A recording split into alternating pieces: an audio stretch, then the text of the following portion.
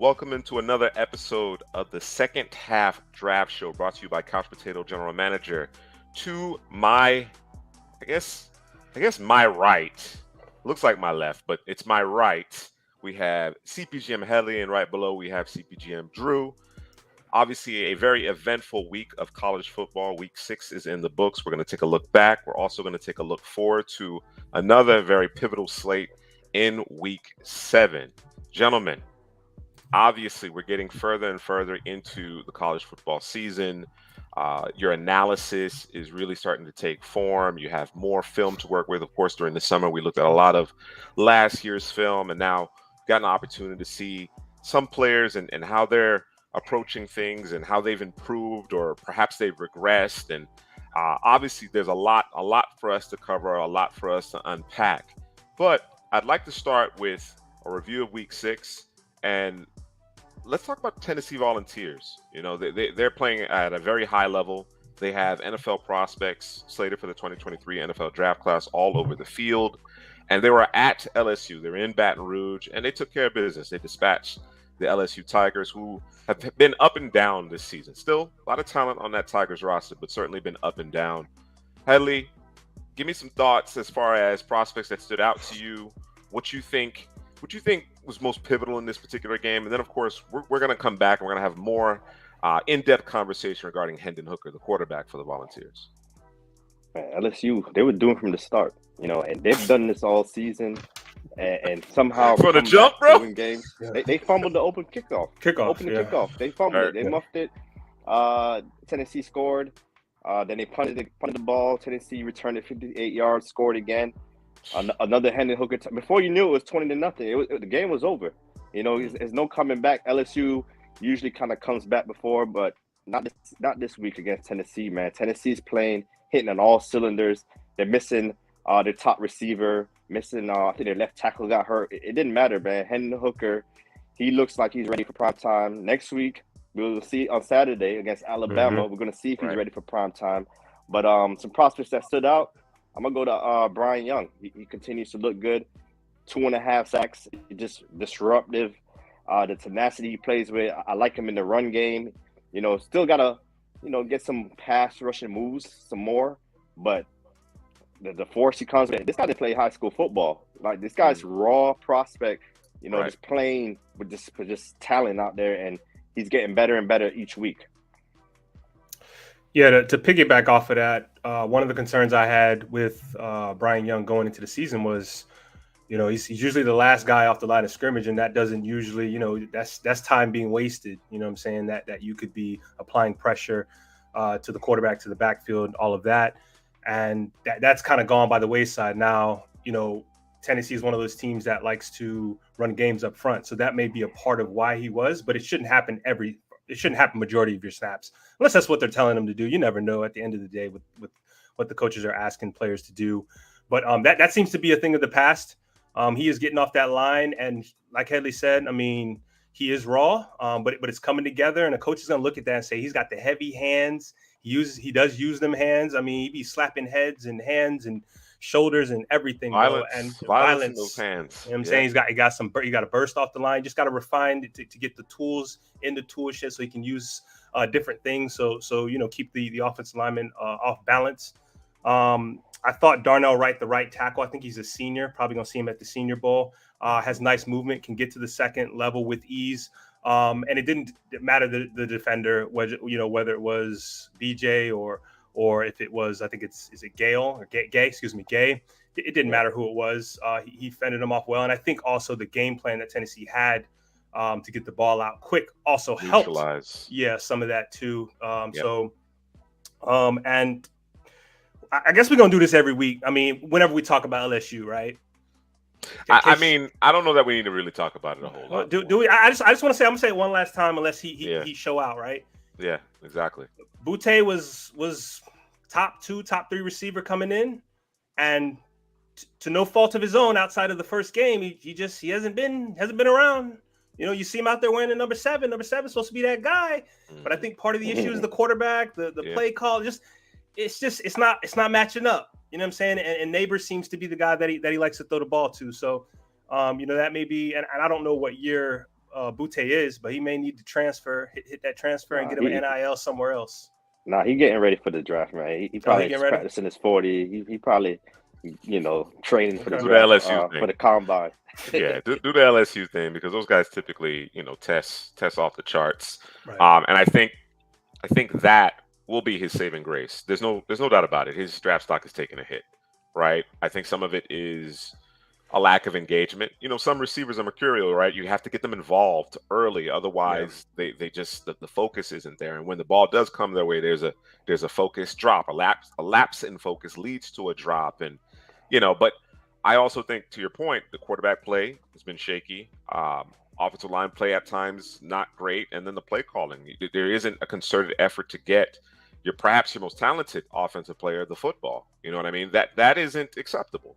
Right. It truly isn't acceptable. But seems to be the perfect storm for Butte in terms of his draft stock slipping. But of course, he can mitigate that with strong testing numbers, and I expect that from him. I expect him to be yet another in a long line of explosive athletes from LSU.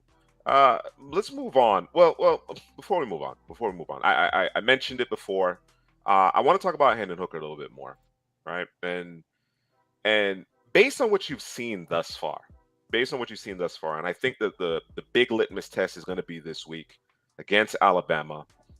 Bryant Young will not be facing off across. We thought we would have kind of a marquee quarterback matchup here. That won't be the case. But of course, that Alabama defense still boasts Will Anderson, has, obviously 4 and 5 stars throughout every level of the defense. They're going to be competitive, or at least that's the expectation. I think if Hendon Hooker goes out there and continues to put up the kind of numbers this is the best offense in the country as far as FBS is concerned, right? If he continues to play at a high level, and I think Alabama can be got. I don't think Alabama is so cohesive. There's a lot of talent, but I don't know that they're playing together at such a high level that Hooker and that Tennessee offense can't do some damage. If he shows out once again, which is all he's done since becoming a member of the Volunteers, is it safe to say that he's QB3?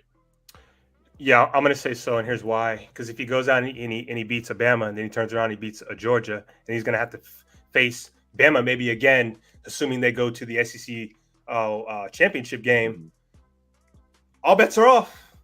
He's running an offense where these guys run like 70 plays a game. It's part of the system. He's got the killer instinct. This is a guy who, hey, man, it's coming to the end of the half. We got 20 seconds. Oh, I'm trying to score again.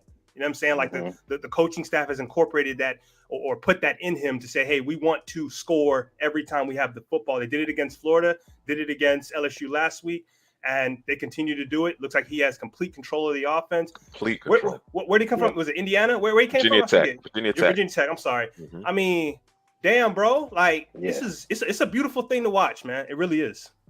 No, definitely, man. And it just, I've seen him before. He stands tall. He delivers. He takes off. He's very decisive. He's doing this without his number one receiver. Cedric Tillman is his number one receiver. He's been hurt, and he's just taking over games. And it was a moment in that last game I saw where he looked pre-snap, seen everything, went to the line, changed the play. A lot of college quarterbacks are not given, that right latitude, to change the play, freedom, latitude or whatever, and got him to the right look and took advantage of the defense. I know NFL scouts are going to love that. So quarterback 3, yeah. He was one of those guys I was looking at for quarterback 3, and if he continues to play this way, definitely QB3 in this class. I don't know that he necessarily has to beat Alabama and Georgia, right? I think it just comes down to his play. Not quarterback 3. In my mind, that may catapult him to quarterback 2. I see what you're saying. You know what I'm saying? Pressing, yeah, if he gets the Volunteers to represent, in the SEC championship, I tend to agree with you. I think at that point we're probably having a substantial debate. The only thing is the age. You know what I mean? And it's not a huge concern at the quarterback position, but certain organizations want to get, more out of some of those contracts as far as age is concerned. So again, not a huge issue, but that could potentially be a factor. I really hope we get to see Hendon Hooker in Mobile. Obviously, I think he was invited last year, but ultimately decided to stay in school.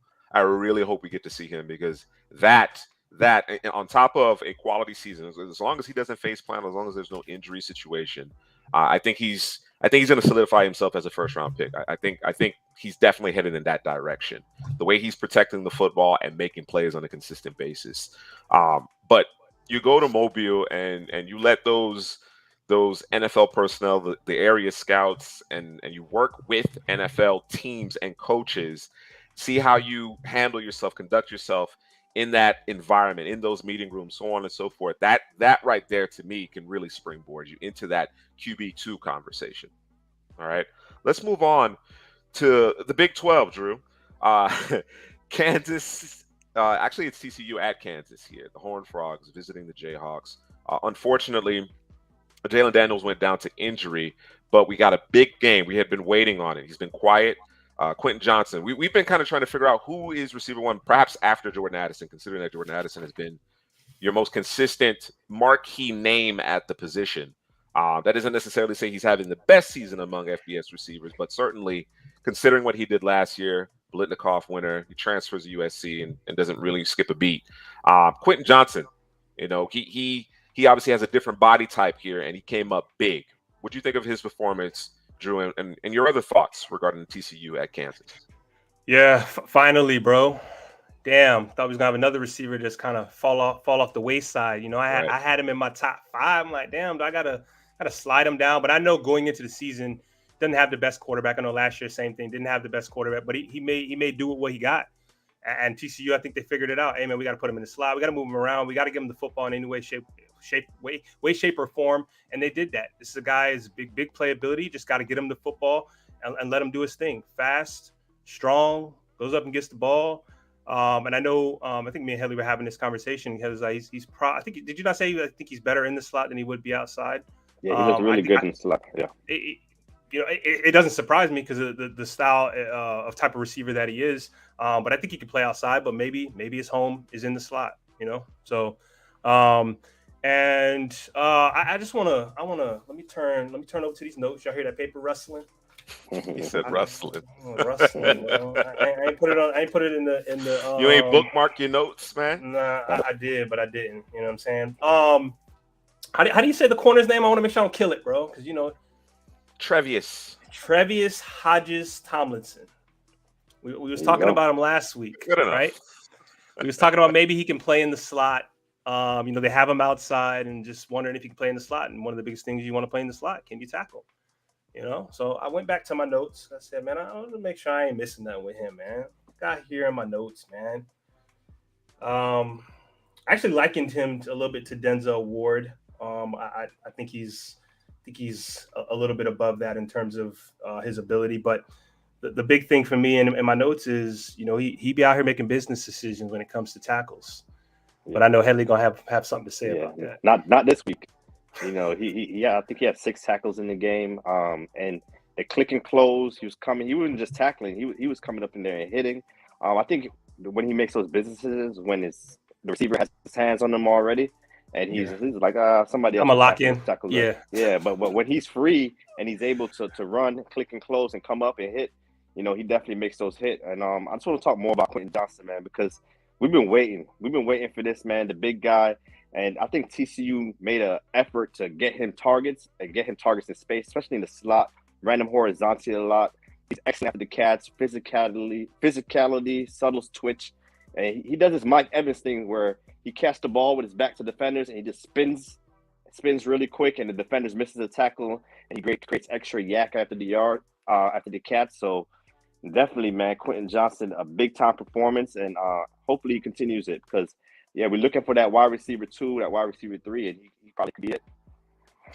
Headley, you made a great point, and we discussed it at length during our pre-production meeting regarding Quentin Johnson, and he was just stuck in first gear. You know what I'm saying? Just couldn't get him the ball for one reason or the other, and TCU made an adjustment, and they moved him around the formation a little bit more and created some opportunities and made it a point. We talked about it with Keishon Butte, made it a point to get him touches early and often. You know what I'm saying? And let that talent go to work. Sometimes it's just simply about getting the guy the football, letting him be a great athlete once he has the ball. You know what I mean? And I think teams, coaches that recognize that, he might be a great X boundary receiver. He may have all the the physical tools and measurables to be your traditional X. But I think it's important. I think it's important to get those guys off the line of scrimmage, to move them away from the boundary, to make it more difficult for the opposition to roll coverage. You know what I mean? You got guys that are great corners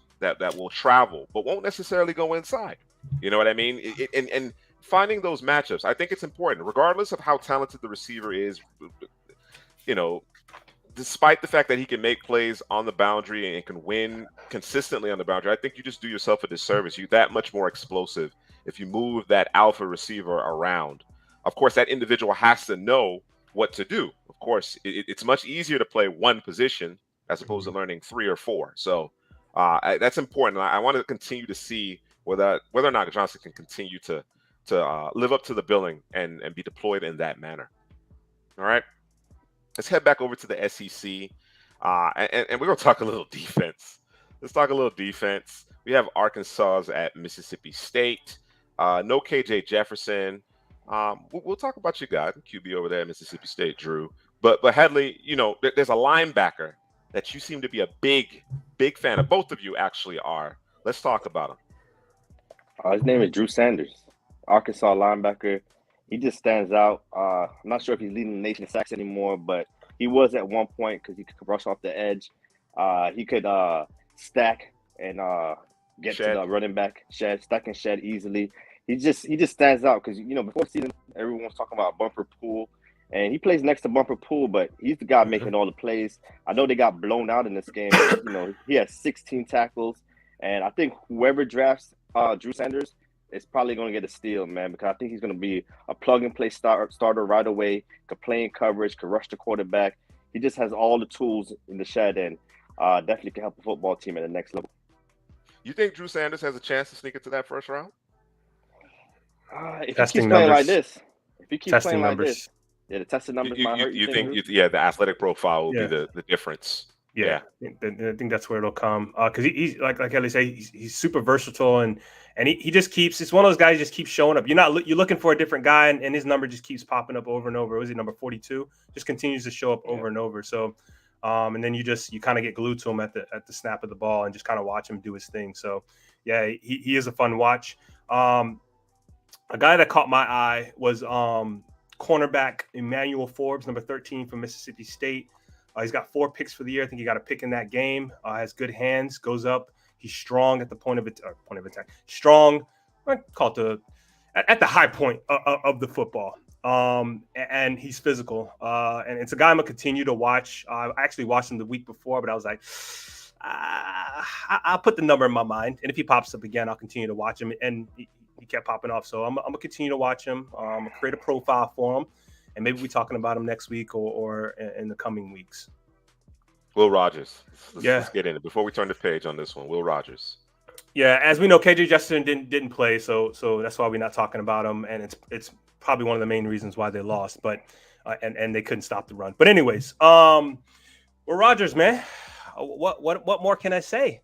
You know, he's my quarterback. I don't know. We just said Hendon Hooker, right? 3. So I guess we got to slide real.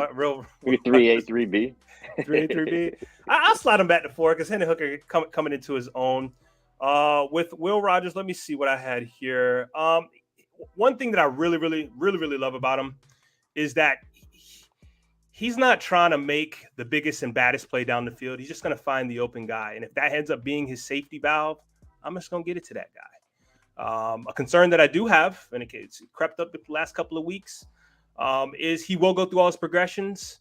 But at times, man, sometimes I can see it coming, man. He just go through them progressions, and then he comes back over the middle, man. And there's been a lot of balls that have been dropped that should have been picks. Right.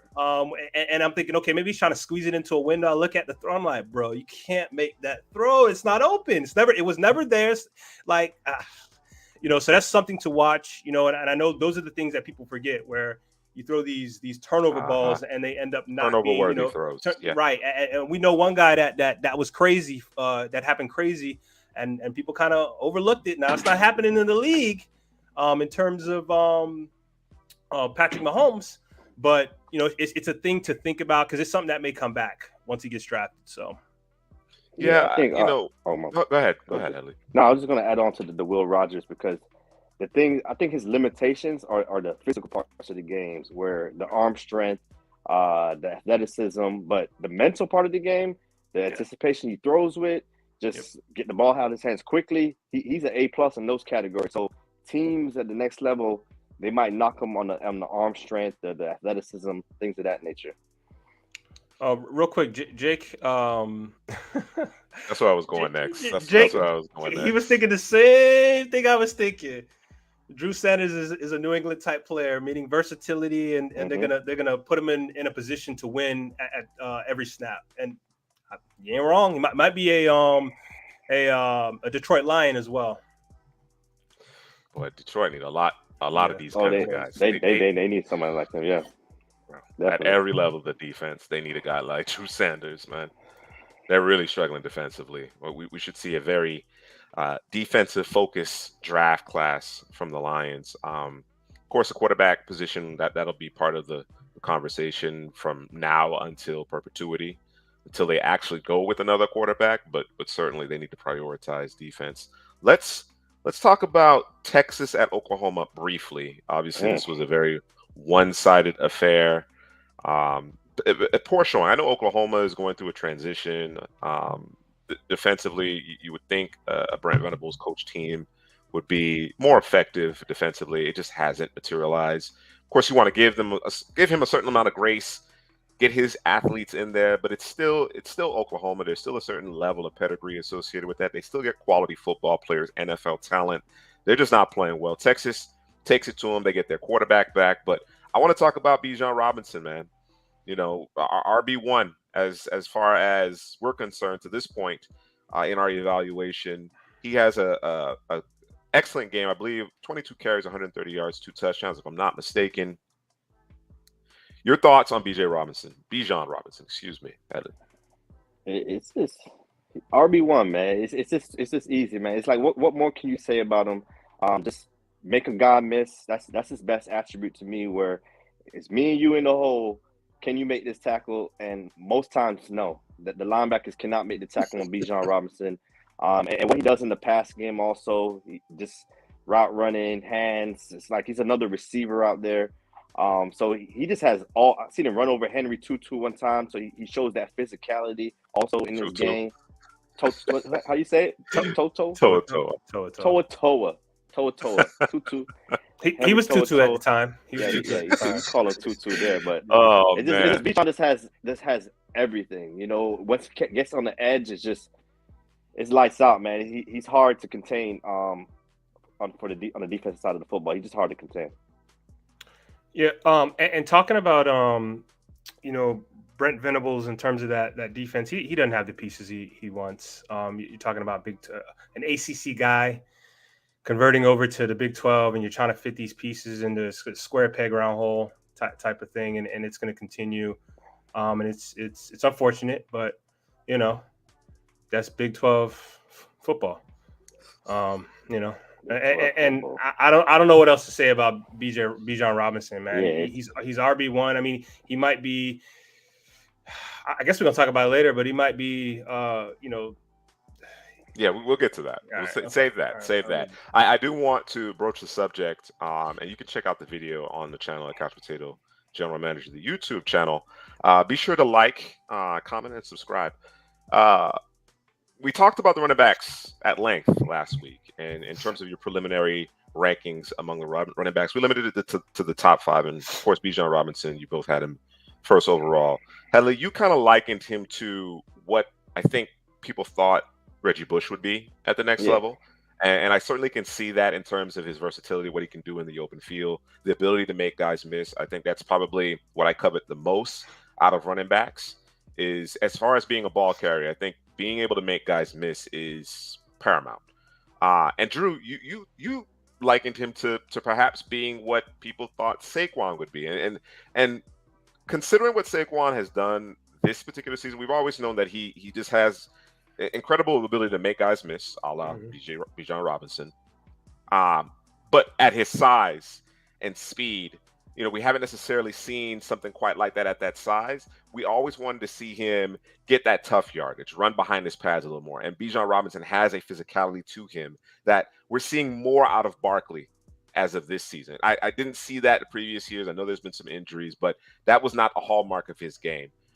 But either way, if you're getting the best of those particular players with that unique skill set and game-breaking ability, you have a special player. That's the reason why we think, if they're probably going to be 2 running backs to go in the first round. That's the way it's shaking. It's kind of shaking out as far as I'm concerned. But certainly Bijan Robinson, in a league that has devalued the running back position, what he does, the fact that, Headley, you mentioned it again last week, doesn't have any glaring weaknesses. That's the type of guy you can build your offense around, at least through a rookie contract. You know what I mean? So certainly a standout player there. Love to see what Bijan Robinson is doing.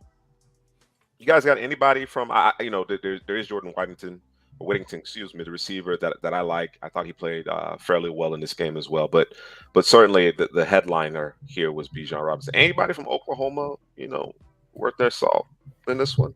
Man, yo, I've been seeing 1, 2, 5 different pass attempts from players. They were missing their starting quarterback, Dylan Gabriel, but they were just trying to see what stuck, man. They were trying everything, fake plays. I don't know what they were doing out there, but Eric Gray and Marvin Mims are the 2 guys. Also Anton Harrison, right, left tackle over there, Oklahoma. Mm-hmm. I think he's the best prospect they have, Anton Harrison, but they also got Marvin Mims, Eric Gray, but this game, no one did anything, man. Marvin Mims, 1 catch, -2 yards. Yeah, -2 yards receiving, Marvin Mims. So it was bad. It was bad for Oklahoma. Very, very bad. Jake asks us, would you guys take Bijan Robinson at 9 if you're the Eagles? So we already know the Eagles are loaded. We know that they're loaded. We know that they have their quarterback on a rookie contract. Although that could be changing here soon, depending on how Jalen Hurts continues to acquit himself. Would you go running back that early? For this team in particular? Yep. The Eagles don't really have many concerns along that whole team. The offensive line is really good. The receivers are good. You got Jalen Hurts. The defense, they got Bradbury for nothing out there to go with Slay. So it's like that's the main need. You still got Miles Sanders out there, but if you got a special back like Bijan at 9, yeah, I'm definitely pulling that move. And it's because of the resources they have in terms of the draft capital. I mean, that makes it the easiest decision of all. And again, Bijan can be more than just a running back in that offense. So you're absolutely right about that. And you just think about it from that roster perspective. Miles Sanders is in the last year his deal. You know what I mean? It makes sense. I think that to me is, again, even despite the fact that we are always concerned about shelf lives of running backs and the attrition associated with the position, a rookie contract in this day and age is palatable, right? And when you have a ball carrier that talented who can do so many different things and really help open up your offense, give you another dimension to your offense, I'm okay with it. I don't know that he's going to necessarily get the big money, the big extension at the end of his rookie deal. But if I pay him a little bit more up front because I decided to make him a first-round pick, and then I can also play with that 5th-year option, I think that is worth it, particularly when you're talking about a player as talented as Bijan Robinson, and you already are loaded everywhere else on this roster. You know what I mean? It makes a lot of sense. I believe Gainwell is like the only running back that's under contract beyond this season in Philadelphia, as far as I know. All right. Good conversation there regarding Bijan Robinson, and I appreciate that question there, Jake. Certainly makes for good conversation here. Next up, we go to the SEC, Auburn at Georgia. We got your Keystone Cops here, Drew. But Headley, I'm gonna start with you. Your thoughts on the pro prospects in this game? That big tight end, 6'7", 270. He's gonna be a problem at the next level, man. Yeah, Washington, like he's an extension of the offensive line, and in college, well, Georgia does use the tight ends, Bowser, but he's not draft eligible. But he's just gonna get better and better as a receiver, and I think he's gonna be a big problem at the next level. I was also the running backs. Let me get their names for you, because you know about Kenny McIntosh, what he does out of the backfield, catches the ball, he runs physical. But there's this also a junior running back. Let me get his name right quick. Dead air. Edwards. DeJuan Edwards, the junior. He had 3 TDs, and I just thought that, Auburn, they held up in the game early on. The defense was doing their thing. Derek Hall and those guys, but they went for that fake punt, I think, in the second quarter. And that was it, man. Georgia started running down their throat. They got 3 or 4 running backs that does work. And Dawan Edwards, Kenny McIntosh, I think those 2 running backs are names to watch in the class. Yeah, it was as you said, Keystone Cops for Auburn. They just couldn't get out of their own way. It was rinse and repeat from the week before, that. They got some things they gotta square up with a young quarterback, and just penalties after penalty. I mean, they could have won this game. Let me put this out here right now. I don't know if I said it last week, but I'm gonna say it right now. You can move the football on Georgia. Oregon moved the football on Georgia. Even that game was a blowout. For a few weeks. They've moved the football on Georgia. So I want people to understand, if Georgia loses, I mean, this ain't the Georgia from last year. That defense is a little bit different. You know what I'm saying? All that talent they lost, and they got talent still on their defense, but it's not to the caliber of last year. And I know they had some guys that didn't play. Obviously, Jalen Carter and is it Mundo Jr. didn't play either, the linebacker. But there's some chinks in the armor over there for Georgia. And Auburn's defense, they played well, man, but you can't keep giving the ball back to Georgia and not expect them to score. So I thought Kobe Wooden played well, and they moved Derek Hall around. He's kind of the moving chess piece around the board. They moved him around. And what is it? Is it Broderick, the tackle for Georgia? Oh, Thomas Jones. Jones. Talking about Jones. You're right. Broderick Jones. Broderick Jones. I thought he played well. Him and Hall went at it a couple of different times. I thought Hall. I think overall, Broderick. I think he probably fared better. But Hall got him a few times. Hall has just so many moves, versatile. There's so many outside linebacker edge guys in this class where it's just kind of like, they're just so versatile, man. So it's kind of like, I wonder who's going to go where in terms of the fits and all of that, because it's going to be interesting to see where these guys go. But, I mean, that game was closer than you would have thought overall, though. I wonder. You made an interesting point there, Drew, as it pertains to the edge players in the class and the versatility, the fact that they can put their hand on the ground and get in the motorcycle stance, 2-point stance, make plays from there. Some guys are really good as far as establishing that edge or dropping in coverage. I wonder, and I'm always concerned to some degree in terms of how those guys are deployed at the next level. You know what I mean? Because we want to see these players put in a position to be successful, right? You want to focus on what guys can do. This is you could say what you want about Bill Belichick in terms of his drafting, in terms of the offense and receivers and so on and so forth, but you can't question the man from a defensive side of the ball and his ability to identify what guys do well and put them in a position where their talents come to the forefront. You know what I mean? And they can focus on what they do best. It's always a concern where guys are going to land. Coaching matters. Matters. Scheme matters. How these players are deployed, how they're used, all of that makes a difference. Perhaps no position more so than the quarterback position, but certainly I think across the board, where you got these very talented, albeit at times undersized edge players, how are you going to deploy them? One guy that I've seen recently in Twitter, a lot of conversation around is Hassan Reddick. He's a perfect example of it. Very, very versatile player at Temple, played all over the formation, played about 8 different positions. But what he does best is rush the passer off the edge. That's what he does best. It's clear as day. Well, he was miscast. At the NFL, you don't want to be necessarily a jack of all trades, master of none, right? I know there's some guys who just have that otherworldly ability to do everything at a high level, but that isn't necessarily the case, even when we're talking about playing at the highest level. So what do? Towards the end there, they move Hassan Reddick to the outside linebacker, and he flourishes, double-digit sacks. You know what I mean? Then, there was a Carolina thing, and he got miscast again. You know what I mean? Whether with his hand in the ground or playing that inside linebacker look, it just didn't work for him. He's an edge rusher. He's a typically, not always, but typically an odd man front edge rusher. You know what I mean? That's when he's at his best. So I really want to see that with the likes of Hall, and we talked about Young from Tennessee and so on and so forth. I want to make sure that those guys, or I'd like to see those guys play in a scheme that focuses and puts them in a position to be successful. All right, Let's move on to the West Coast. Let's go Pac-12 here. Physical contest between Utah and UCLA. And Drew, I'll start with you. Your impressions of the top prospects in this particular game. Yeah. The quarterback for UCLA, is it? I want to make sure I don't butcher his name, man. It's what do they call him? Dorian. Thompson. DTR. Dorian Thompson Robinson. DTR. Got a lot of names out there. A lot of letters.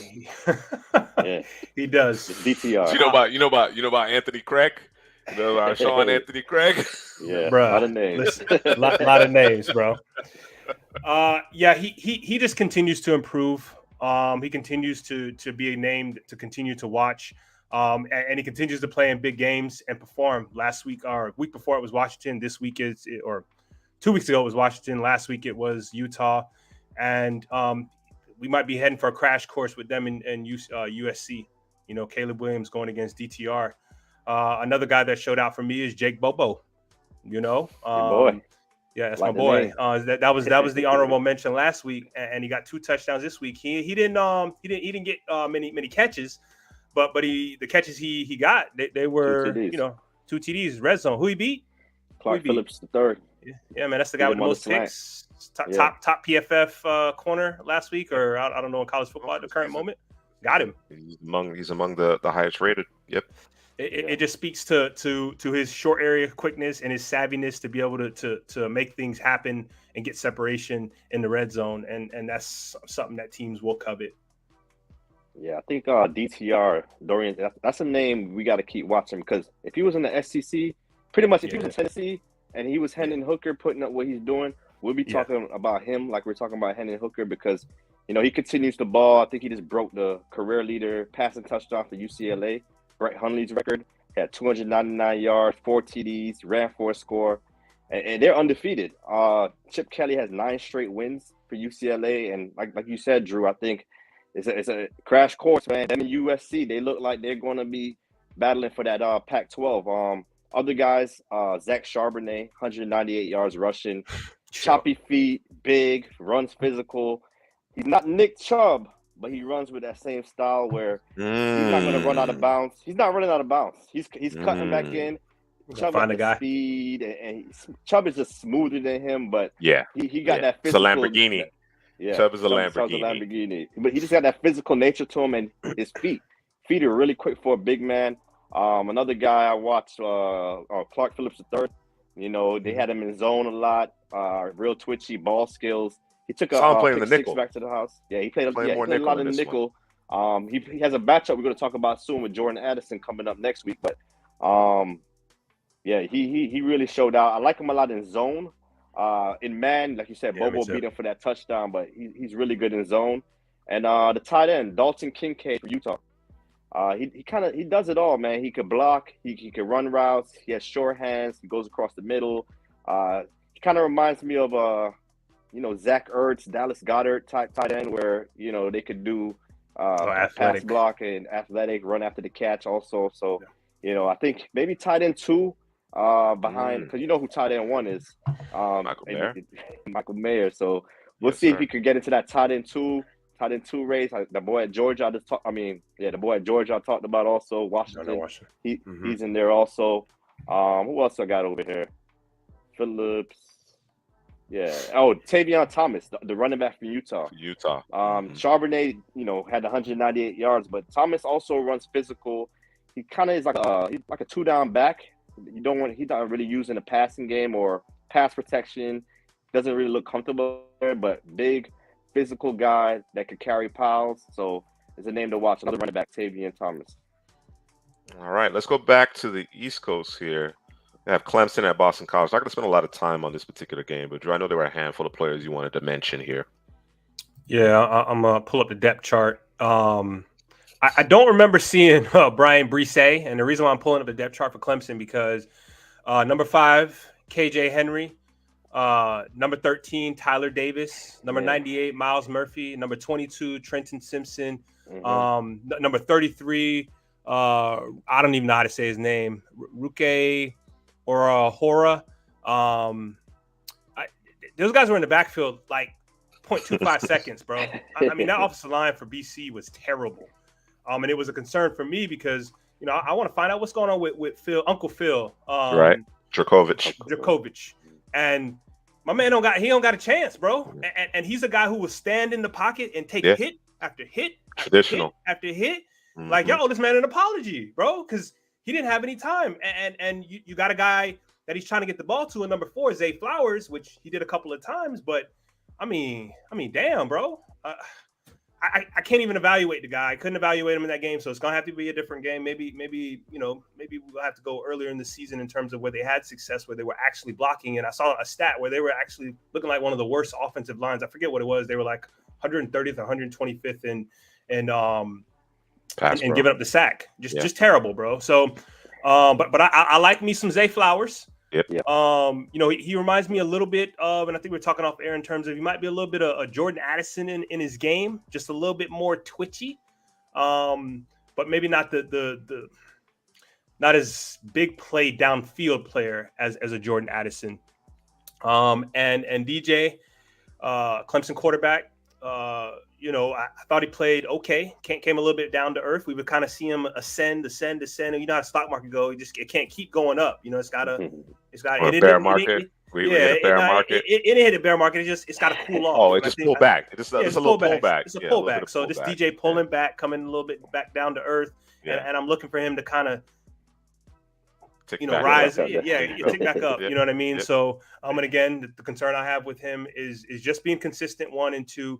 When things are falling apart around him, what does he look like? Are we going to throw the pick? We're going to take the sack? Like what is it going to look like? You know what I mean? So, yeah, it's mitigating those bad players, right? We've seen more consistent play out of him. We've seen. Obviously, he's in better shape. He's worked on his craft. There's no question about that. But I think we often get caught in the rapture of the throws downfield and the explosive plays and so on and so forth. What do you do when it's not there?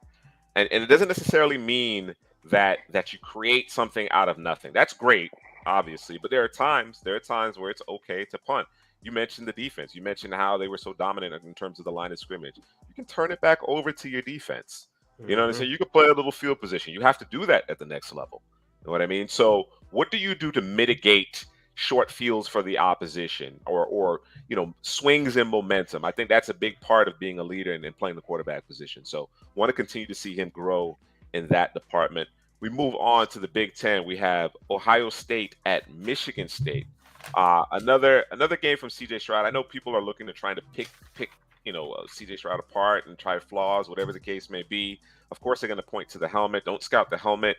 But he continues to look very good, steady, missing what we thought would be his top receiver, but I think he has his top receiver in Marvin Harrison Jr. Of course, he's not draft eligible. Headley, I'll start with you. Your thoughts on this game, prospects therein. I thought the big matchup was Wyndham versus Paris Johnson, also Wyndham versus Dawan Jones, and both of them handled it. Johnson and Jones being the tackles, offensive tackles. Yeah, Johnson and Jones tackles at Ohio State. Jones just bullied them, physical.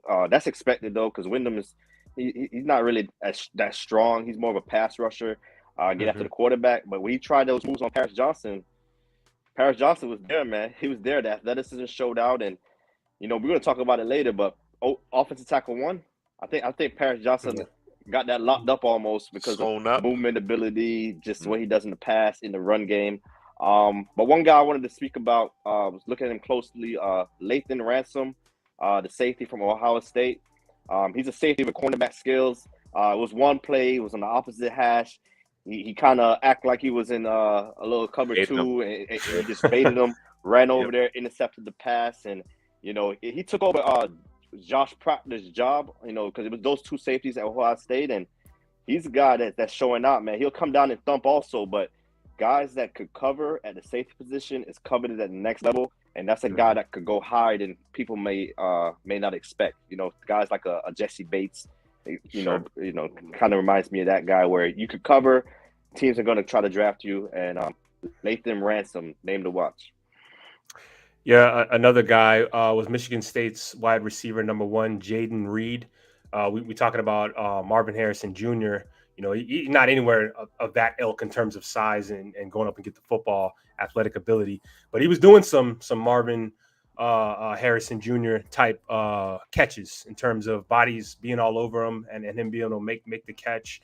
And that's a guy I think we'll continue to watch. I don't think the quarterback play is favorable for him, but definitely is a guy to continue to watch. Michigan State always have a guy or two in terms of receiver that you can watch every year, and he seems to be that guy for them. So that'll be a guy I continue to watch. All right, moving right along, we have Washington State at USC. I think we anticipated a more competitive game. Thought Washington State would put up more of a fight in this one, but it didn't work out that way. You guys' thoughts on this game? I think it's. I mean, there's not a whole lot to discuss here, right? USC's defensive line did a number on Cam Ward and company, but there was a concern. I think Cam Ward certainly was making some headway, turning some heads. Took a little bit of a step back here, and as we look at his performance, the totality of it throughout this campaign, you guys noticed something that is kind of rearing its ugly head as far as him holding the football too much. Yeah, that's what I noticed, man. I was big on Cam Ward coming in. I thought it was going to be a competitive game. It was halftime. It was kind of close, but USC defensive line took over, and Cam Ward, he's a guy that plays, what should we call it, like magician football, where he just everything Houdini is like, yeah, it's like Patrick Mahomes in Texas Tech. You know what I'm saying? It's like, yeah, you got the arm talent. You could throw the balls from different angles, different platforms. But when you keep going back and back and back and not stepping up in the pocket and being decisive with your reads, it's just you put your team at a disadvantage. Like, you're trying to save the day on every play. And when you play against great defenses, that doesn't work. You're playing against USC. You might be playing against who would call out Oregon State or something, or some other weaker team in the Pac-12. And yeah, you could get off with that, but against USC and these boys, like, you gotta have to stay in the pocket, make your reads, make the good throws, man. He's a talent. I'm still watching him. I'm still rooting for him, but you got to fix that in this game if you want to succeed at the next level. Yeah, and talking about that USC defensive line, number 49, I'm gonna butcher the name, but I'm gonna go for it. Tuli Tuipulotu. He just, I mean, he was dominant in that game, man. And Cam Ward just couldn't get away from him. He was part of the reason why Cam Ward was playing so poorly in terms of just going back. And like you said, in terms of Cam Ward, one of the things I have in my notes for him is he's able to kind of just turn poop into something. You know what I mean? And listen, you can't do that every play, man. Like, this isn't Madden football. And I likened him to Michael Vick light. But you got to be able to stand back there and play the position like it's supposed to be played. At some point, yes. And there's every position there is in football. You can play it a certain way, your way, but at a certain point, it has to be played a specific way or you won't win, right? Right. And at the quarterback position, most importantly, it's got to be played a certain way. And all that other stuff, all that athletic, all that other Michael Vick-esque type stuff is all of the it's the icing on the cake. And not everybody likes icing on their cake. You know what I'm saying? Some people just like the cake. Those are the weirdos. No, I'm just kidding. But I'm one of those people, by the way. You're one of those weirdos. I'll adopt being the weirdo. Listen, but you got to have the cake, man. And he's not giving you that consistent. I don't do the fondant. Fondant's gross, bro. I'll take my frosting, a specific type of frosting. Can't be too sweet. But that buttercream stuff. Buttercream, yeah, it's good. Buttercream, that's it. Straight off that, man. It's not a lot, bro. You know what I'm saying? A little thin layer. I hear you. Getting on a little bit of a tangent. Yeah. So let's turn our attention to BYU at Notre Dame. I was really intrigued with respect to this game. Thought it would be a good test for Jaron Hall.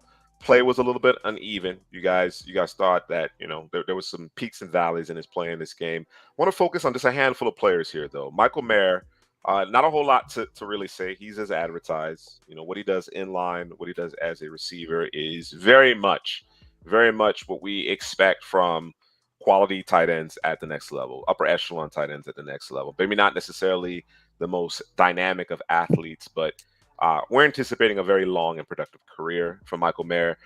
Isaiah Foskey, I know you guys have some thoughts on him. Blake Freeland stood out, and of course the aforementioned Jaren Hall. So I'm gonna start with you, Drew. Give me your thoughts on some of those guys there.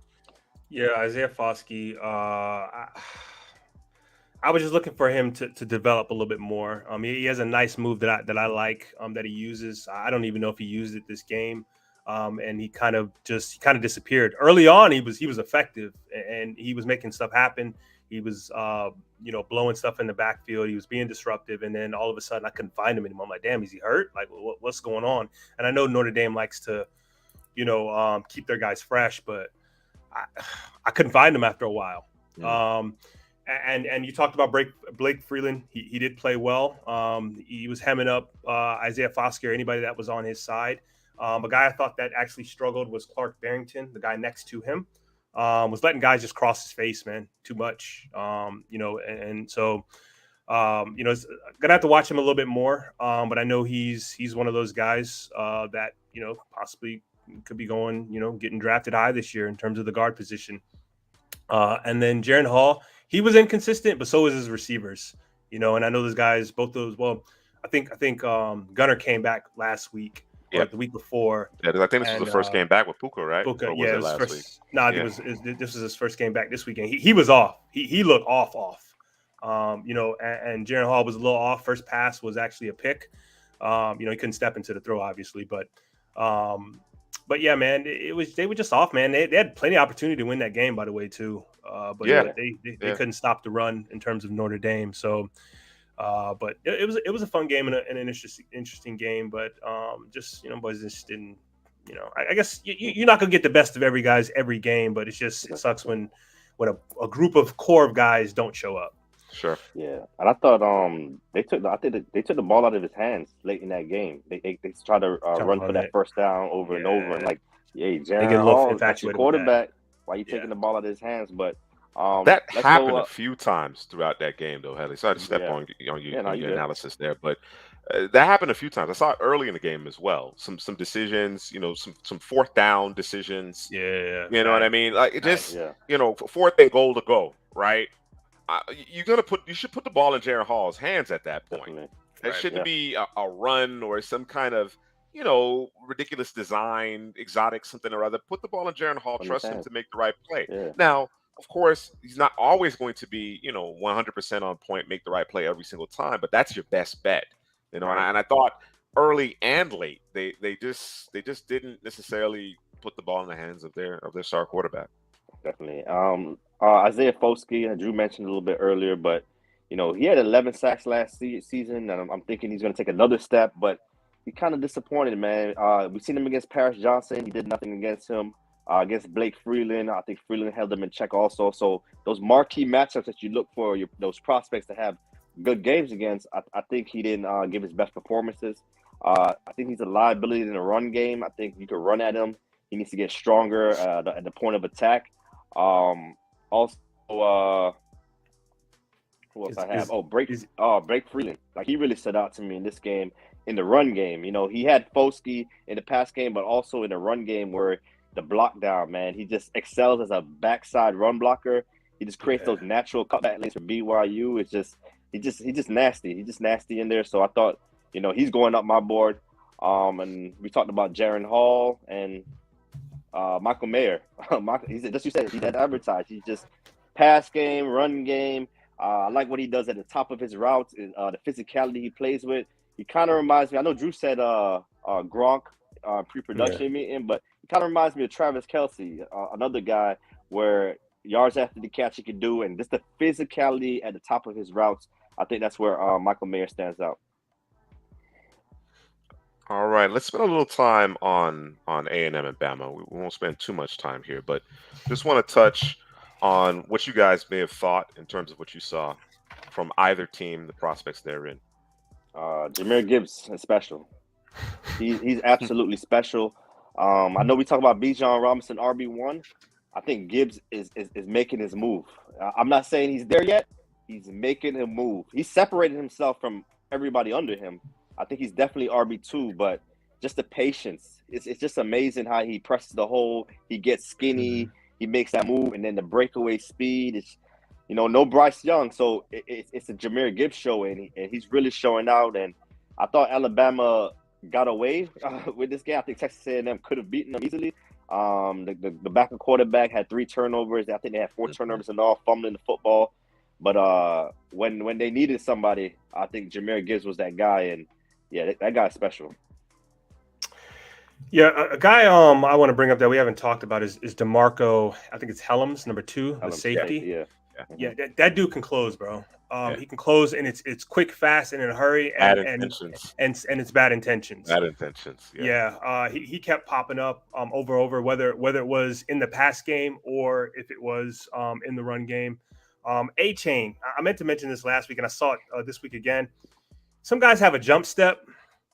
A-Chain has a slide step. He out there cha-cha on people. Yeah, it's a little different. It's a little different. The jump step, there's a little bit more to it. The slide step is so smooth and subtle. I think a lot of people miss it. But it's something that I think, somebody may pick up on and tweet about it at some point. I was watching Damani Richardson and Antonio Johnson. I think those guys have kind of flopped roles. I think we talked about it last week in terms of where they should be lining up. I think Antonio Johnson was back there playing the free safety, lone safety, and Damani Richardson was in the box where he should be making plays. I think that's, it's a different look for Antonio Johnson. So maybe we're looking at him as a safety. Maybe I don't know. Or maybe it's just a thing that the past 2 teams that they've played, that's kind of what they want to do. So that may be something to watch from here on out in terms of, does he fit there, or where do we think he fits? Because we don't think he's the most athletic in terms of the DB position, but he does have some things that that we do like. Will Anderson. So I think about him often, bro. Pause. And I say to myself, because I see the tweets that say, some people think he's not the top pass rusher because it ain't. You say some people, but there's somebody on this panel who doesn't believe he's a top pass rusher. So the guy above you. This is true. This is true. Yeah. Because he don't. You know how you boil water, bro? Or boil water. Boil oil. Boil oil? Not boil. Not. Let me. Yeah, you boil. I'm fry some chicken. Okay. But let me take it back. Not boil oil, but let's say we put oil in the pot, we heat it up, right? And maybe our hands are wet, and some of the water drips into the pot, and you get all that. Oh no! You know what I'm saying? The sizzle popping. You know what I'm saying? Go. I'm going to bring you back in time, bro. You ready? ready to catch on fire, bro? We'll talk about it at a different time. But playing too much Madden, bro. It's the Madden. Let's blame it on the Madden. But man. I think because Will Anderson doesn't have enough flash for people, he doesn't have he doesn't have a ton of production. He's almost D-tackle-esque in terms of what he does, right? But bro, some of the stuff I watch this guy do, I mean, just the what do you call it? The grab and pull, and then his ability to go from yard marker 5 to yard marker 2 in like a second, bro. That close, that range to be able to make tackles that most people will not be able to make because he has tackle range, bro. It's just I don't know. I think he's a guy that I don't know if people give him the credit that he deserves because it's so, what's the word I'm looking for? It's so, the untrained eye isn't gonna find it. Isn't gonna see it. That's what it is, bro. It's what doesn't show up in the box score, right? Or what isn't necessarily captured in advanced analytics. It's gonna get missed if we're viewing it through the prism of an untrained eye, right? Through the lens of an untrained eye.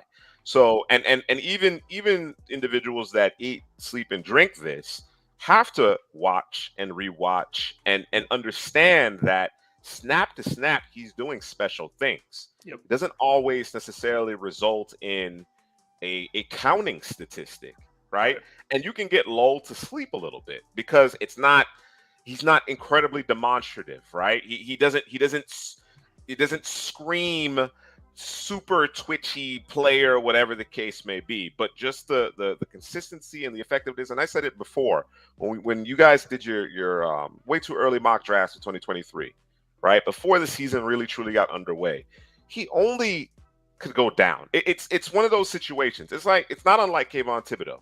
I'm not necessarily saying those are the same player, but I don't know what those individuals could have done to bolster their stock. When you're touted that high, when you're considered that highly, the only direction you can go is down. And in the opinions of the casual fan as well as the draft head, right?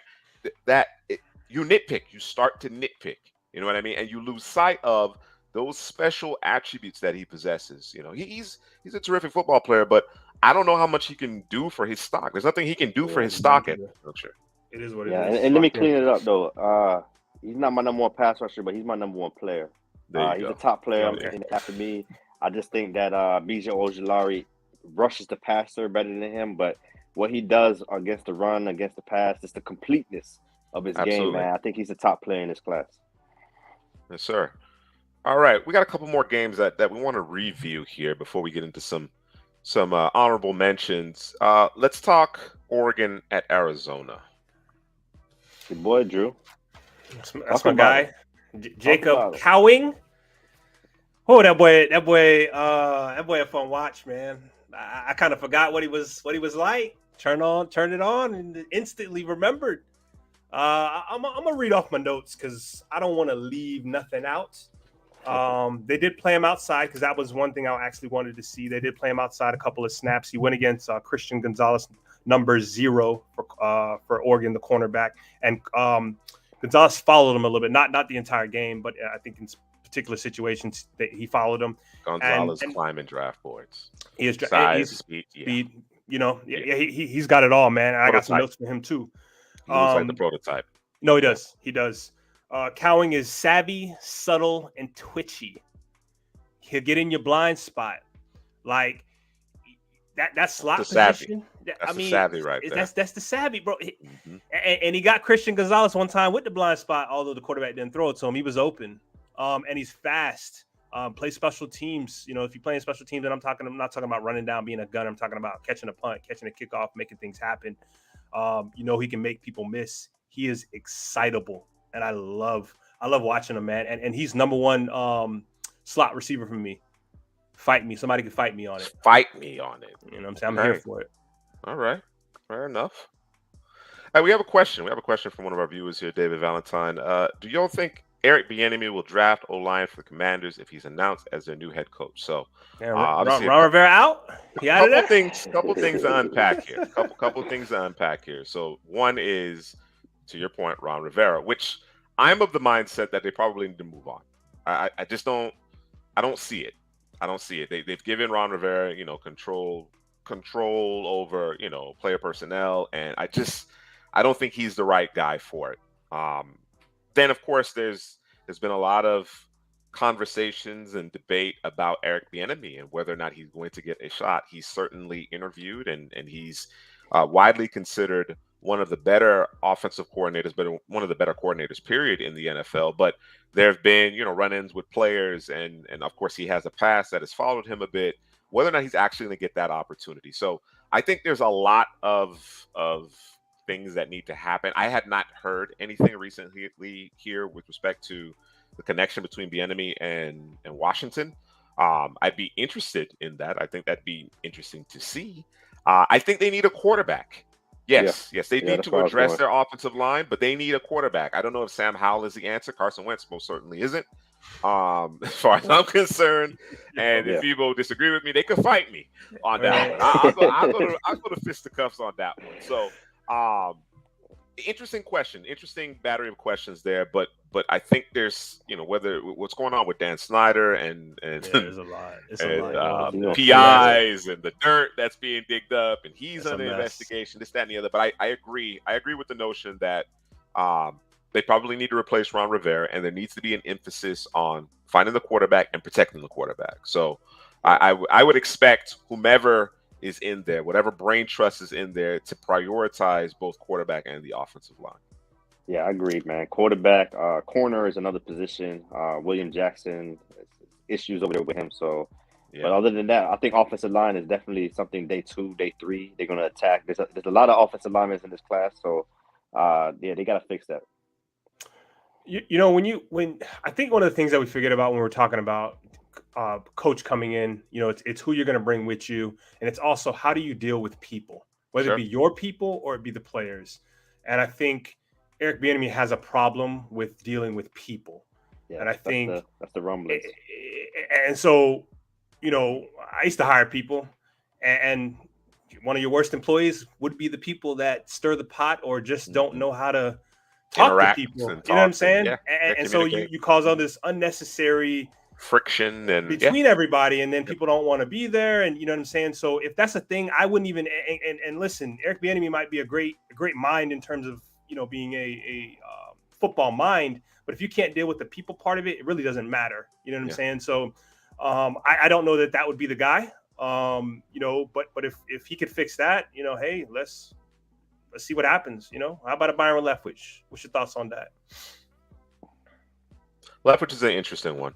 I think depending on how this year plays out, because of course they're going to always associate, well, he had Brady, you know what I mean?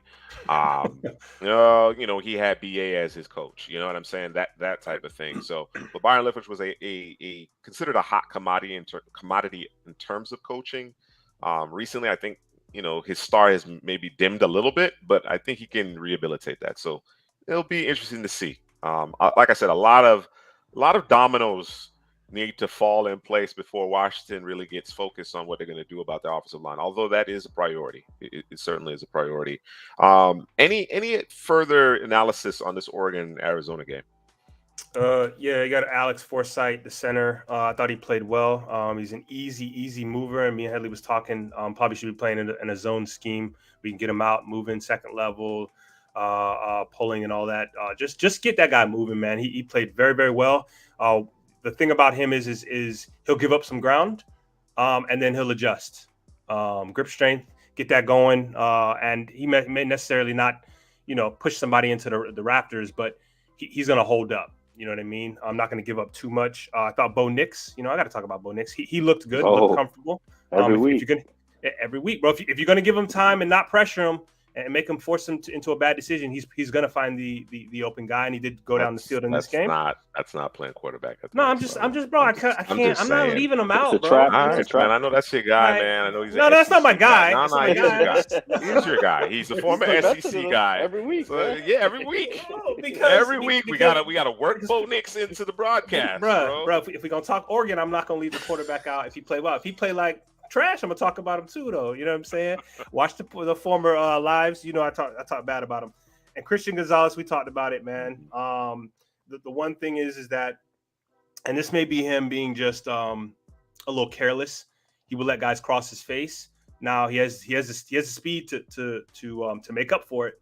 But he gave up a touchdown in that game, and the guy was just as big as him, if not bigger, in terms of the receiver that caught the pass. So when that happens, you know what I'm saying, you might be able to defend that ball if it's a smaller guy, but if it's a guy your size or bigger and the ball's where it needs to be, you may not be able to defend that ball off. So that's one thing that maybe, I'm not going to call it a concern, but it's just something to watch. Make sure it's not happening consistently for him. Stingley did that a lot. Yeah. He did that a lot in college. The in-breaking routes, I mean, when you try to go vertical on him, more often than not, that could be a turnover. He's that good, right? But when guys would do in-breaking routes, whether it be a bang eight, whether it be a slant, whatever the case may be, he just for whatever reason allowed the receiver to cross his face a lot. And I think it's because of some of the confidence.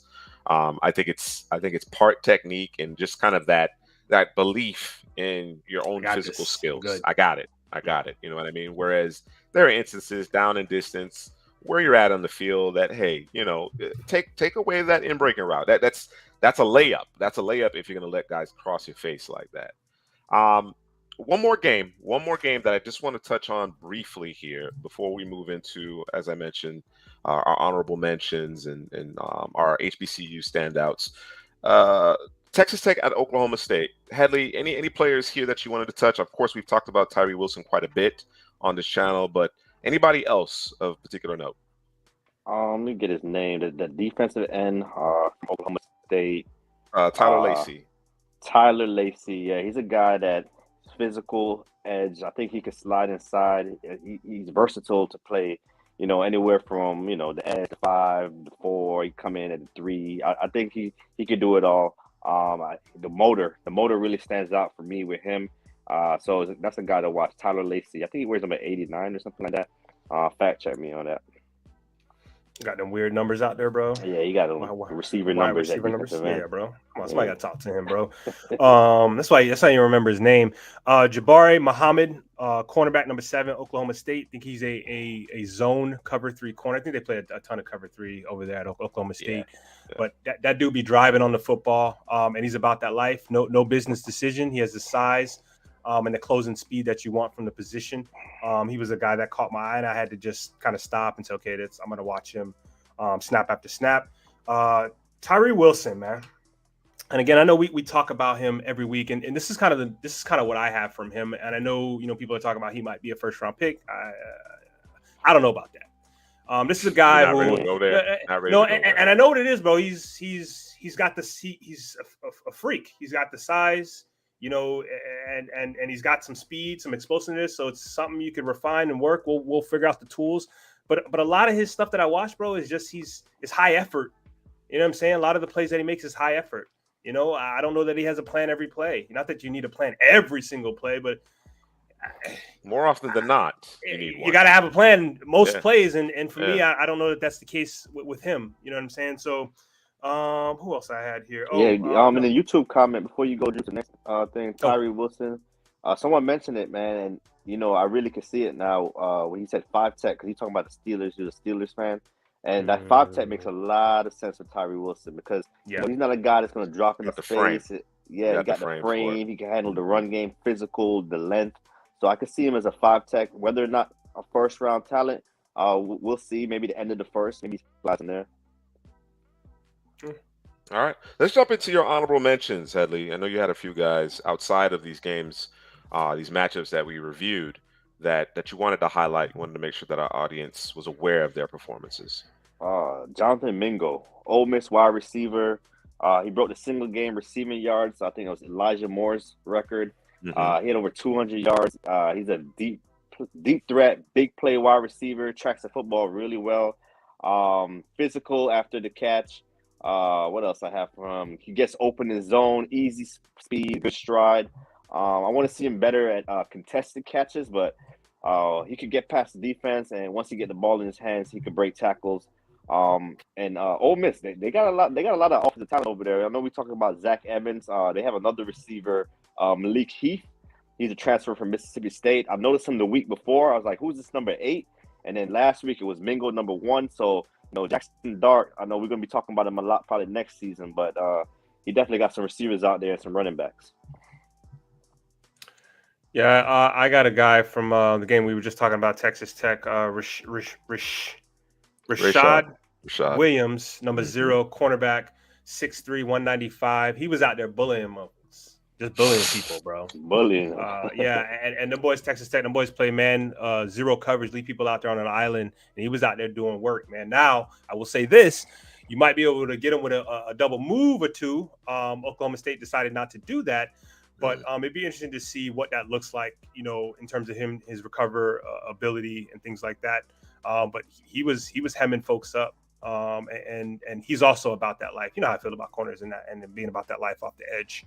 And Ventrell Miller, linebacker, Florida. He just continues to. He might be linebacker 1. I know we talking about Noah Sewell and Justin to the party. Florida, Pats to the party. Physicality. A guy who, if he's missing that defense, he's making the calls, and. I think this is a guy we need to start talking about, bro. Yeah. Instincts PFF, from the position, bro. Trying to tell PFF, you. Yeah, PFF got him graded pretty high. I got another guy I want to do is Tyler Steen, offensive tackle, Alabama. Alabama usually, offensive line is their thing. It's always these big names, but this season is kind of quiet for their offensive line as far as draft prospects. But over the last couple of weeks, with Bryce Young being out and them leading on Jahmyr Gibbs, I really see Tyler Steen, this movement ability, run blocking, getting to the second level, opening those holes for Jahmyr Gibbs. Gibbs can go left, right, anywhere, but I've seen him go left a lot too, and Tyler Steen is over there at left tackle. All right. Drew, I know you have a pair of draft-eligible HBCU prospects that you want to highlight. Yeah, we got Isaiah Major from Florida A&M. Yeah, fam, you know him? The Rattlers. That's what them boys are called? The Rattlers. Yeah. Okay. Fam homecoming, man. If you've never been and you're in your 20s, yeah. Bro, you trying to set the people up, bro. You want to be out there. If you're younger, you can handle it. Okay. Oh, man. I'm going to hit you with the Marco from Chipoya. Good luck, bro. If you want to go out there. Man, it's love, man. It's love. It's love. It is love. It is love. Let me stop. He had 13 tackles, 5 solo, 8 assists, 2.5 tackles for a loss, and a sack. Balled. Dominated against, who were they playing? Who were they playing? You know, I always do it. It don't matter who they was playing. It was South Carolina State. South Carolina. And that's from the SWAC. Now let's slide on over to the MEAC. And we got a running back, Alfonso Graham from Morgan State. That man dominated. Had a career high of 203 rushing yards on 23 carries. That's 8.8 a carry for those that wanted to think about doing the math. I got you. And he caught 4 passes for 21 yards. I think they lost the game against Norfolk State. 200 and loose. Wow. Yeah, and twos. I mean, Norfolk State. That's a good football team out there in the MEAC. Them boys routinely on the honorable mentions on the HBCU player highlights or the love that we give to the HBCU players. So definitely. I have one more honorable mention. Buried the lead a little bit, but it's gonna segue into our next segment here. Israel Abinakanda. All right, running back from Pittsburgh. I've been touting him for several weeks, you know, and he's been playing really good ball. And this past week, he broke Tony Dorsett's single game rushing record, had over 300 yards rushing on 36 carries and 6 touchdowns, right? And he's starting to turn heads in the scouting community. You know, he's about 5'11", 215, good size, and he can fly. And he's very young. He's going to be 20, I believe, when he's draft eligible. So I think when we start talking about what we're convinced of, what at this point, based on our evaluation, our film study, what we feel comfortable saying, we don't necessarily have to watch anything else for the rest of the year, and we're ready to plant our flag on certain players and where we think ultimately they will land in the NFL draft. I think Abinakanda, and I'm going to call it a little bit of an audible, I think he's a top 50 prospect. Yeah, I think he could go as high as top 40, but certainly I think he's going to end up in the top 50. I thought, you know, of course, there's a lot of emphasis on how he's playing this year, but he flashed last year. I think he just got lost in the Kenny Pickett, effectively his coming out party, which vaulted him into the first round of the 2022 NFL draft. And then, of course, you had Jordan Addison there, who was a Blitnikoff. I think he got lost in the sauce, but he had a really solid year last year, and this year he looks stronger. He looks faster. He looks more decisive in his running. He's averaging a full yard more per carry, and I think he's going to continue to do damage and bolster his draft stock. So really excited about the running back there out of Pittsburgh. Where else, guys? Do you feel comfortable saying that, hey, you know, this is what this guy is? I don't think there's any debate. Where are you? We're convinced. Say it with your chest. So this is say it with your chest. That's say it with your chest segment right here, man. Let's go to the top, man. Michael Mayer, tight end 1. It's not even close. It's like a big gap after him. It's just he's gonna be a first round pick because it's gonna be that one team. He might be a top 15 pick because it's gonna be that one team that say, hey, we're a tight end away from where we want to be. And Michael Mayer is at the top of this class. I talked about his physicality at the top of his routes, but he's underrated quick, little subtle movements he does to get open, and he doesn't even need much space because once he's the DB beat by an inch, he could take advantage because he catch contested passes. Yards after the catch, he can rack it up, man. Like I said, he reminds me of Travis Kelce. So, saying it with my chest, man, Michael Mayer, tight end 1, and that's not going to change for the rest of the season. Yeah, and talking about him real quick, when you think of the position of tight end, that's the one position on the field where you're like, okay, I'm going to need contested catches. Yeah. That's where I need. I may not necessarily get it from my receiver. Definitely not going to get it from my running back. I need you to body somebody. That's the position where you're going to have a guy on you, and you got to be able to make a play. And he has the length, the size, and the physicality to do it. And he does it consistently, and he can create separation, which is nice. But yeah, good luck. Yeah, foregone conclusion there at tight end, as far as we're concerned. Paris Johnson, offensive tackle for Ohio State. That is offensive tackle 1. There's no discussion about it. Going into the season, it was Blake Freeland. We had no idea. Yeah, we had no idea. He was a question mark. He was a question mark. Jalen Duncan, right? Blake Freeland. I mean, we had no idea. But Peter Skoronski out from Northwestern, absolutely. But the thing about him, he was a 5-star recruit coming in, played a bunch of left guard, I think right guard. They were just moving him around. It was kind of frustrating in terms of trying to get him out there. But Ohio State do what they do. They move guys in the best position. They were putting out their best 5 in terms of offensive line. And obviously we know Johnson wasn't playing where he needed to play as a guard. He does give you that versatility. I don't like him as a guard. I thought he was developing bad habits as a guard. Yeah. And them habits went away as soon as you put him out there in an island by himself on left tackle, because he's gone against some premier pass rushers in Wyndham and Folsky, and he's fared very, very well. Those guys didn't sniff the quarterback. They don't even know what cologne the dude was wearing, out to the game, right? So his ability to move, his ability to get his hands out, he's very consistent. Although Wyndham did get him once. He did get him once, but actually, I think it did actually affect the play, but he is offensive tackle 1, and I don't even think it's close, bro. He looks like a 5-star recruit, bro. All 5 of them stars, fill him in. So we talking plug and play, 10-year starter. Just put him out there, easy, and we're done with it. Yep, we're talking about that level. Yep. Of tackle here. We're talking about potentially, I mean, it's not going to happen in this draft class, I don't think, but potentially, that first overall type of offensive tackle, right? Yep. All right. Another say it with your chest. I think we're all in agreement here. I think. That's not saying with your chest. We are in agreement that the 2023 running back class for the NFL draft is a very deep and talented group. We've talked about them in this particular show. We talked about them extensively in last show, obviously headlined by Bijan Robinson and Jahmyr Gibbs. But we are fairly confident, pretty damn certain, that they're not as good collectively as the fabled 2016 class that included Fournette, McCaffrey, Mixon, Kamara, Cook, Aaron Jones, and Jamal Williams, and Kareem Hunt, Chris Carson, Kareem Hunt. It's just it was too many.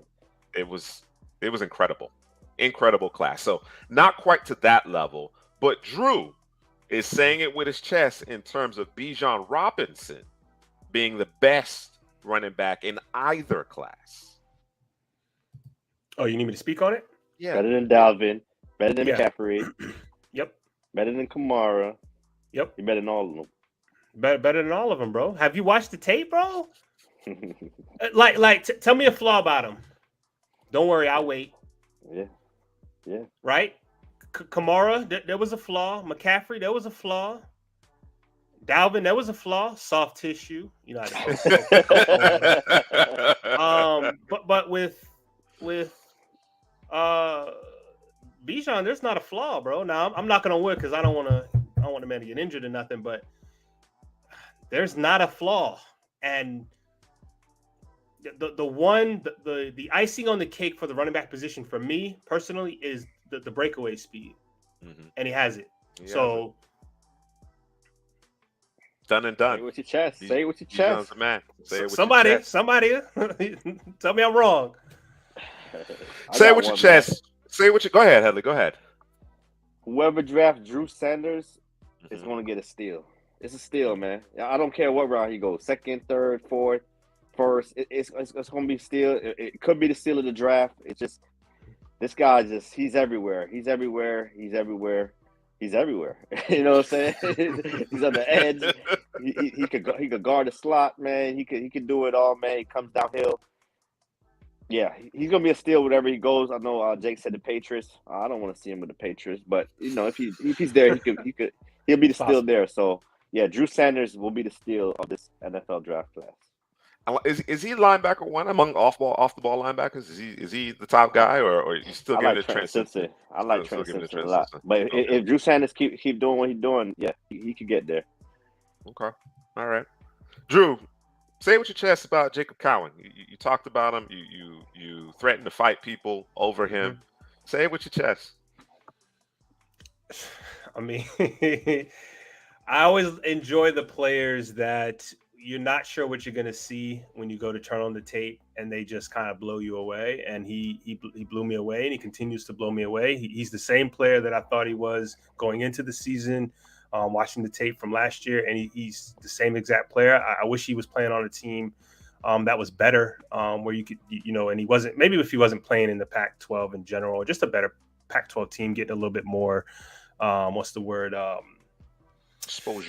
Exposure. Yes. I think people might be talking about him, and I have a feeling. In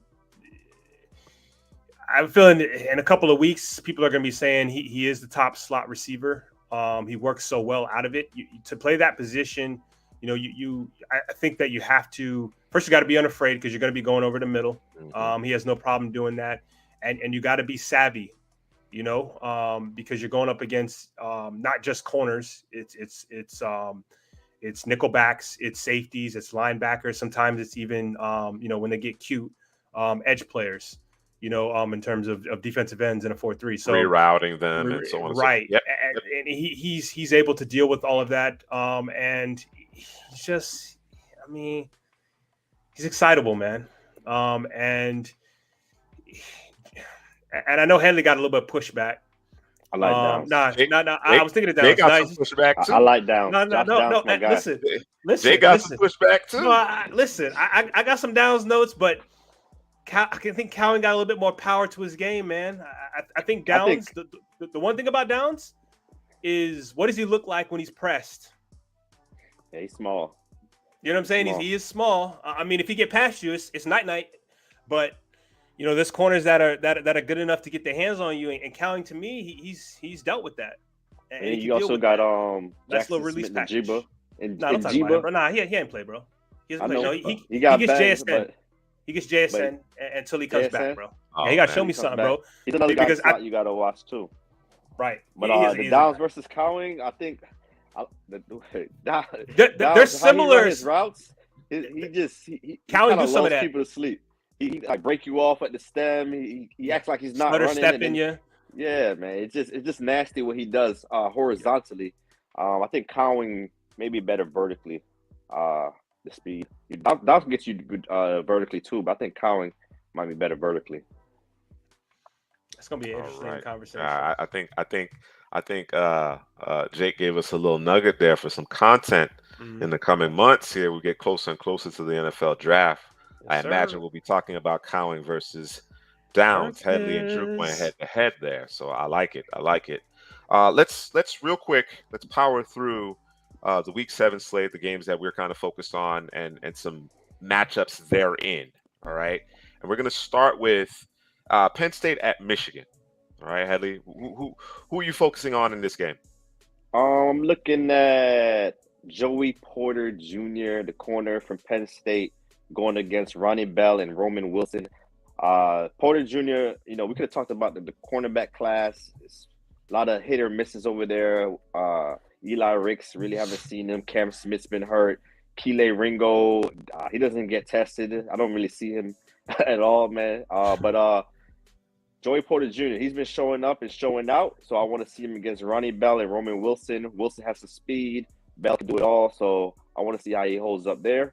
And you get another one. You got one, Drew, in that matchup? Yeah, I got Mitchell. Not a. Well, I got a couple players. You can key in on Mitchell Tinsley, number 5, the wide receiver, as well as Parker Washington, and also Where is he? I'm gonna butcher the name, but I'm gonna try it anyways. PJ Mustafa, the defensive tackle, nose tackle. Mustafa, number 97, is a guy to watch as well. But it's gonna be interesting with the Joey Porter thing. I'm be watching that one close. Yeah, another one I got is Mike Morris and Oki, the edge rushers from Michigan, going against Olu Fashanu, Penn State left tackle. All right, moving on. Alabama at Tennessee, big one. Obviously, we'll be focusing on Hendon Hooker, but who else, Drew? Who else should we be keying in on? This is the boys got, you're gonna get them confused, bro. Byron Young and Byron Young. Byron Young for Alabama, number 47. I like him a lot. I got plenty of notes on him. And you got Byron Young, obviously, for Tennessee, number 6. You also have obviously Hendon Hooker. I'm not sure if is it Cedric Wilson, the receiver. Tillman. I'm sorry. I'm not sure if he's coming back. It'd be nice to see if he's coming back against the matchup with the corners for Bama. And this guy, number 1 for Bama, I think that's Kool-Aid, if I'm not mistaken. I think that might be Kool-Aid. Yeah, that is Kool-Aid. He would do the return game. Yeah. He ain't draft eligible, but that dude gonna be special. No, he's special, bro. I gotta throw him in there. Yeah, I just gotta work him in there. Every week he show up, bro. Every week he show up. So gotta work him in there. And his name is Kool-Aid. Yeah, Kool-Aid. I got Tyler Steen versus Byron Young. We talked about Young. We talked about Steen earlier. We'll see them head to head. All right, Oklahoma State at TCU. We'll see Quentin Johnson again. You see Quentin Johnson again. Hodges Tomlinson, the corner over there. But there's 2 quarterbacks in this game that ain't getting any love. These are the last 2 Big 12 undefeateds, I believe. The quarterbacks Max Duggan and Spencer Sanders. We'll see if any of them can separate themselves. And you got my boy Jamari Muhammad going against Quentin Johnson. Maybe we'll see how that goes. I know they play a lot of zones, so maybe they don't see each other too much, but that may be a matchup to key in on. All right, NC State at Syracuse. Hey man, we already know it's the Devin Leary show going against Syracuse and is Leary gonna play? I know he got hurt late in that Florida State. Hey game. Man, let's come on, man. Don't do that. Don't do that. He got hurt. Shoulder. Don't dash my hopes, bro. We injured him. We lost. Who? Injured him. Oh, y'all injured him. Who is y'all? Who's y'all, bro? He calling it a win, bro. What's going on here, bro? Knocked him out the game. Yo. I got is it Chase Brown over there? Yeah. This is a Syracuse game you talking about? Yeah. You got Sean Tucker versus Sean Tucker. I'm sorry, I get them boys confused. Everybody wearing orange, bro. Yeah. Sean Tucker for Syracuse. Yes, Illinois. You got Sean Tucker versus that NC State defense. Corey Durden, Peyton Wilson, Isaiah Moore, Drake Thomas, Tanner Ingle. We see if Baker Williams come back. NC State is a lot of draft guys on the NC State defense, and Syracuse got Garrett Williams, I think, the corner over there. Yep. Yeah. Another size speed combination there at the corner position. Arkansas is at BYU. Are we getting KJ Jefferson this week? I'm not sure, bro.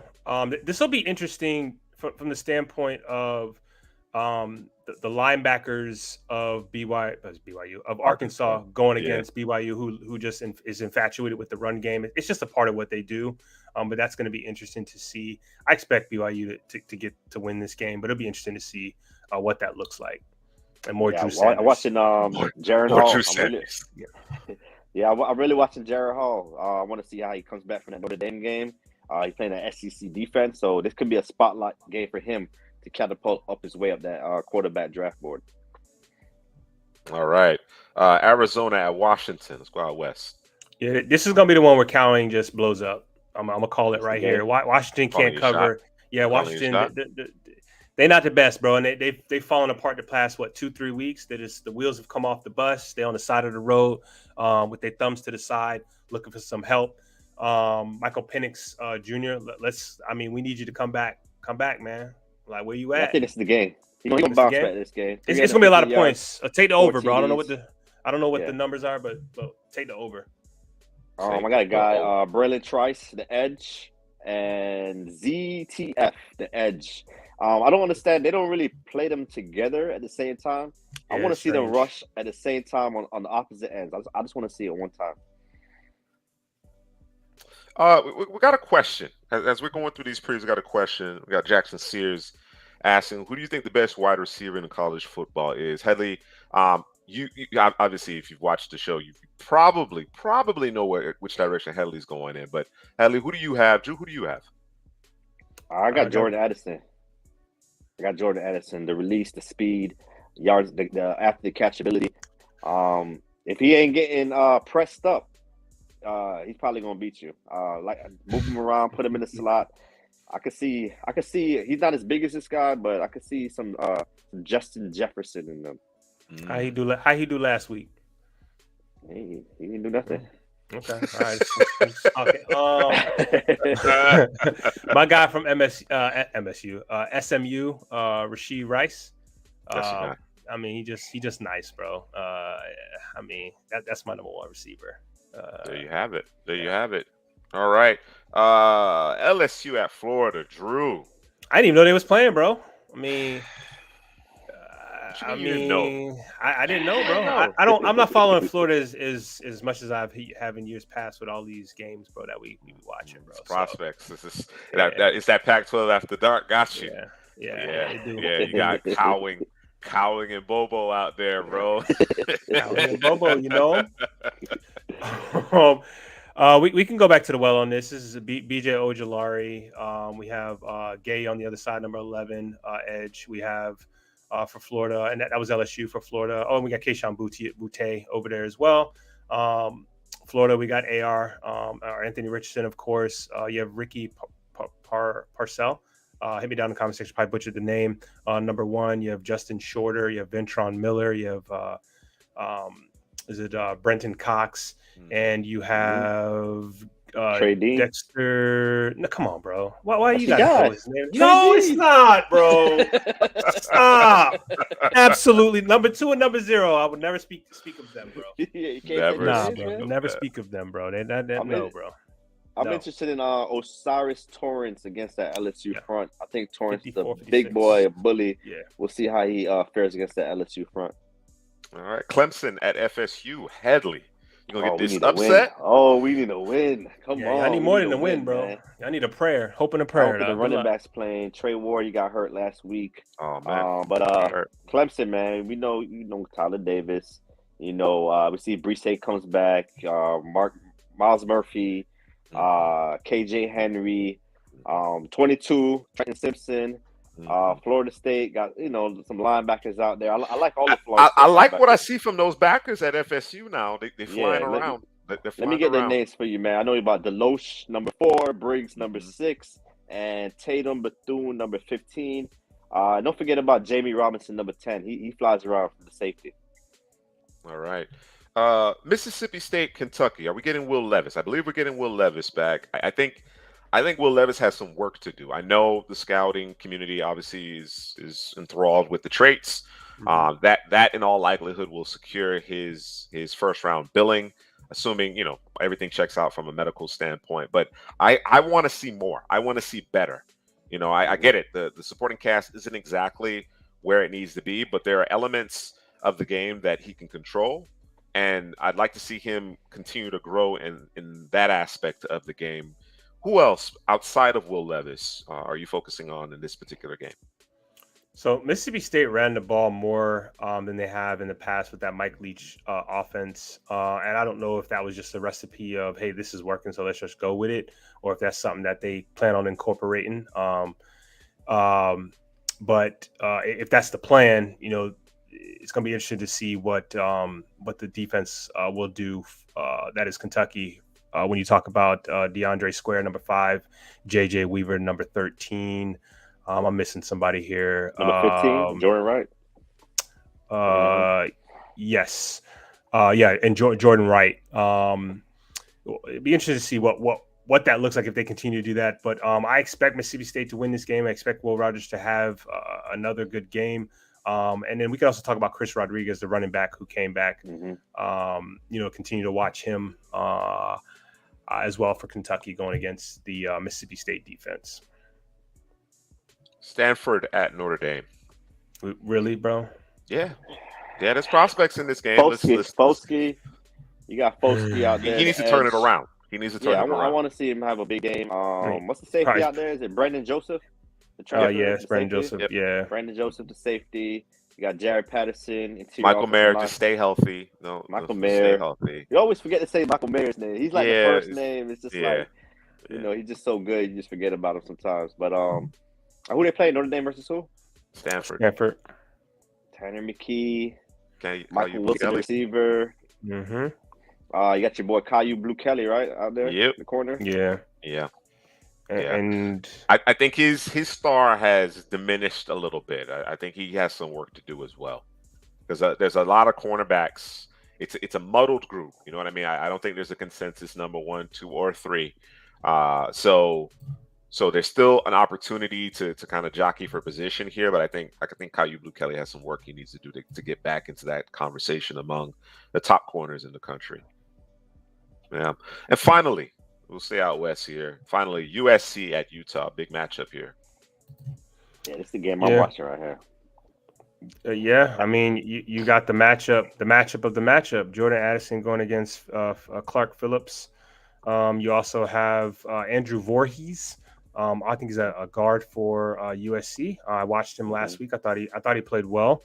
And let me see here. Obviously, you have Dalton Kincaid. You got Cam Rising. I'm missing a tight end though. Where is he? There's another one there at Utah. One. I think he may be hurt though. Thomas Yasmin? No, he's hurt. Logan Kendall? No. It's not a normal name, bro. Not that those names weren't normal. It's not a normal name. It's not how it looks. I can't think of it as of right now, but I think he may be hurt. But it's gonna be interesting. And also, I know the running back that Headley Tavion Thomas. Yeah, USC. Right. We don't never mention USC running back. Travis Dye. Travis Dye. Yeah, the Oregon transfer. Yeah, brother Troy Dye. I remember Troy Dye from Oregon, linebacker. Yeah, they're brothers. They're brothers. I'm just kidding. Oh, that's right. I see. I be conflating them. No. I be conflating them. I thought he transferred. That's a brother. No, I don't know. Faux pas. Come on, man. Faux pas on my behalf. It's getting late.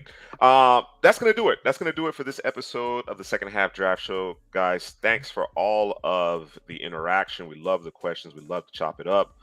Be sure to like, comment, share the video. When you subscribe, make sure you hit the notification bell so you know that we're coming up. We're going to be here every Friday, 9:30 p.m. Eastern, with the Second Half Draft Show, brought to you by Couch Potato General Manager. Again, be sure to like the video, subscribe, and we thoroughly enjoy your comments. So until next time, make sure you guys enjoy. Watch a full slate of games here on Saturday, and we'll catch you next weekend.